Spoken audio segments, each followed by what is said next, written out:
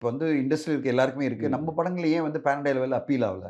ஏன் நார்த் இந்தியால மிகப்பெரிய லெவல்ல அப்பீல் ஆகல? இத்தனைக்கும் நம்ம வந்து பெரிய லெவல்ல படங்கள் எடுத்துட்டு தான் இருக்கோம். ஆனா காரணம் வந்து பல காரணங்கள் இருக்கு. ஒண்ணு வந்து நம்ம ஃபேன்ஸ மட்டும் தான் டார்கெட் பண்ணிட்டு இருக்கோமே தவிர, ஒரு பேன் இண்டியா ஃபேன்ஸ டார்கெட் பண்ண மாரி நம்ம பார்க்கல. ஓகே. இப்போ ஒரு KGF 2 எடுத்துங்களேன். அது வந்து கர்நாடகா ஆடியன்ஸ டார்கெட் பண்ணி பண்ணல. எல்லாரையுமே அதுவும் எல்லாரையும் டார்கெட் பண்ணி ஒரு இன்டர்நேஷனல் லெவல்ல அதனுடைய வில்லன் பாருங்க யாரு?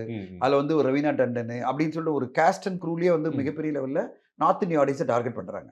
இப்ப நீங்க வந்து ட்ரிபிள் ஆர் எடுத்து பாருங்களேன். அதுல வந்து ஒரு அஜய் தேவ்கன், அதுல ஆலியா பட் அப்படிலாம் கொண்டு வந்து ஒரு பேன் இண்டியா படமா பொசிஷன் பண்றாங்க.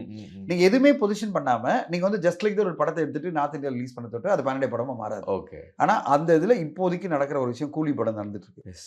கூலி படத்துல அமீர் கான் அமீர் கான். வராரு. அதுல உபேந்திரா அப்படின்னு வரிசையா பல பாப்புலர் நடிகர்கள் நாகார்ஜுனா சார வந்து ம், ஹிந்தி ம், மார்க்கெட் ம், நல்லா ம். தெரியும்.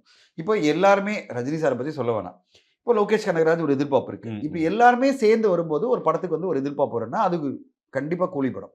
அந்த படத்த எப்படி பொசிஷன் பண்றாங்கன்றத பொறுத்து இருக்கு. ம், ம். நீங்க YouTubeல போட்டு பேன் இண்டியா ஆடியன்ஸ் வந்துருவாங்கன்னா வரமாட்டாங்க. ஓகே. நீங்க YouTubeல போட்டதால வந்து நார்த் இந்தியால உட்கார்ந்துட்டு உங்க படத்துக்காக வெயிட் பண்ணிட்டு இருக்க ம், மாட்டாங்க. ம், ம். அவனுக்கு அவங்க கொண்டு போய் ரீச் பண்ணணும். ம், ம். இப்போ புஷ்பா 2 படத்த ஆடியோ லான்ச் எங்க பண்ணாங்க? பீகார்ல போய் பண்ணாங்க. ஸோ அந்த இங்க மாரி என்னாச்சு? நீங்க வந்து எந்த அளவு போய் நார்த் இந்தியா மார்க்கெட்ட பொசிஷன் பண்றீங்க? எப்படி ஓகே. ஒரு படத்த வந்து மார்க்கெட் பண்றீங்க? இப்ப காந்தாரா சொன்னீங்கல்ல, ம். காந்தாரா டீம் ரிஷப் ஷெட்டி எல்லாம் போய் நார்த் இந்தியா ஃபுல்லா ப்ரமோட் பண்ணாங்க.